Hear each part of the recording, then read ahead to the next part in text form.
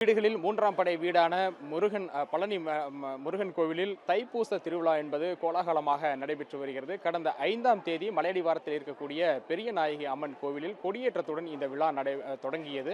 இந்த தைப்பூச விழாவில் பங்கேற்பதற்காக தமிழ்நாடு முழுவதிலுமே இருந்து பல்வேறு மாவட்டங்களைச் சேர்ந்த ஆயிரக்கணக்கான பக்தர்கள் பழனியில் குவிந்திருக்கிறார்கள்.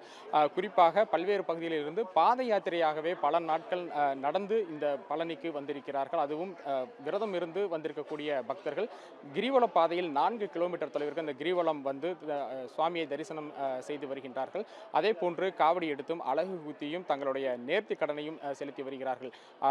விழாவினுடைய 7ஆம் நாள் மிக முக்கிய நாளான இன்று தைப்பூசம் விழா கொண்டாடப்படுகின்றது. அதாவது பூச நட்சத்திரத்தில் வரக்கூடிய பௌர்ணமி தினம் தை மாதத்தில் வரக்கூடிய அந்த தினத்தில் தான் இந்த தைப்பூச திருவிழா என்பது இங்கு கொண்டாடப்படுகிறது.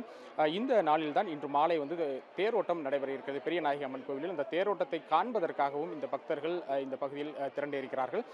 நேற்று திருக்கல்யாண உற்சவம் என்பது வெகு விமரிசையாக நடைபெற்றது. குறிப்பாக முத்துக்குமாரசாமி வள்ளி தெய்வானை எழுந்தருளிய அந்த திருக்கல்யாண உற்சவத்திலும் ஏராளமானோர் பங்கேற்று சாமி தரிசனம் செய்திருந்தார்கள். இந்த நிலையில் இன்று அதிகாலை முதலே நாம் நேரடியாகவே பார்க்கலாம், ஏராளமான பக்தர்கள் மலை மீது சென்று தண்டாயுதபாணியை தரிசனம் செய்வதற்காக காத்திருக்கிறார்கள்.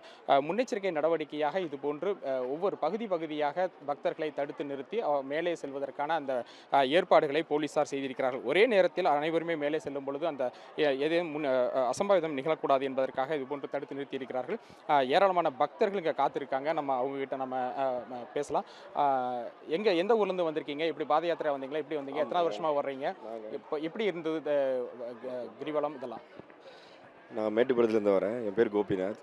நாங்கள் வந்து கிட்டத்தட்ட 5 வருஷமாக வந்துட்டுருக்கோம். கோயம்புத்தூர்லேருந்து ஒரு குரூப் வருது. அவங்க வந்து 40 வருஷமாக வந்துட்டுருக்காங்க. நாங்கள் வந்து வியாழக்கிழமை நைட்டு 5 நாளாக நாங்கள் வந்து பாத யாத்திரை வந்துட்டுருக்கோம். இன்றைக்கி வந்து இப்போ வந்திருக்கோம். 12 மணிலேருந்து க்யூவில் நின்றுட்டுருக்கோம். மணி 6 ஆச்சு, இன்னும் மேலே போக முடியல. ரொம்ப க்ரௌடு. வழக்கமாக இல்லாத விட இந்த டைம் க்ரௌடு ரொம்ப ஜாஸ்தியாக இருக்குது. ஏன்னா முருகன் அருளால் வந்து வெயிட் பண்ணிகிட்ருக்கோம், முருகனை பார்ப்போம்னு சொல்லிட்டு.